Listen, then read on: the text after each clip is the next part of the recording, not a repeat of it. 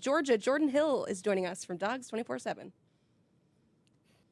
Well, when you talk about spring practice, the number one question on everybody's mind is which freshmen are standing out. And it's safe to say Elijah Griffin, the former five-star defensive tackle, is doing that in Athens. He's a guy that a lot of people were excited about with his potential coming in to his first spring at Georgia. And to this point, he's really impressed. He's a guy that we've heard about really coming out of both of Georgia's scrimmages before G-Day this Saturday. And he's a guy that not only do you like his talent, his potential, but you consider the position he's at. This is a defensive line that has lost several guys to the NFL, especially at his position, Isaiah Stackhouse, Warren Brinson, guys who are hoping to hear their names called in the NFL. Elijah Griffin has lived up to it so far. We'll see how he goes through the rest of this offseason, but so far so good for the former five-star.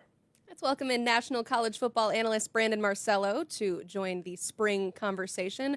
I'll start with you here. You heard Jordan say it. They need defensive linemen there at Georgia, and they need Elijah Griffin to make an impact. So what can we expect from him this fall? Well, listen, Georgia has never been short on amazing, impactful defensive linemen, edge rushers, linebackers for that matter. And we see freshmen come in and step in and be able to get some of those snaps. So I don't doubt at all that he's going to be able to come in and provide an immediate spark there. That defensive line was a bit inconsistent last year. You suspect that Kirby Smart's going to be working on that quite a bit this offseason. I think it's going to be a little bit more of an explosive, much more consistent defensive line.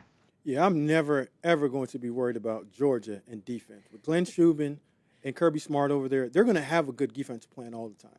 And they're never going to be short of defensive linemen. That's just what they do. When they erase one or move one on in the NFL and first, second, third, or even five of those guys leaving, it always seems like there's about four more there, and they all look the same, and that young guy is always better. So defensive line, man, listen, that's Georgia, and that's what they do. Yes, you say that you're never concerned about what's happening in the defensive line at Georgia. What does concern you? What are you paying attention to this Saturday? Well, I'm always going to tell you that Georgia's biggest issue is always offensive players, receivers. How are they using Zachariah Branch? I'm interested to see. Are they just using him as a gadget player, or is he going to be a receiver that lines up at the Z position, lines up in the slot position, and run realistic receiver routes? And is Mike Bobo going to get him the ball in space for him to operate as a true number one receiver in the SEC? Listen, for me, Georgia loses four starters along that offensive line. An offensive line that was the second to worst in run blocking last year with that rushing attack.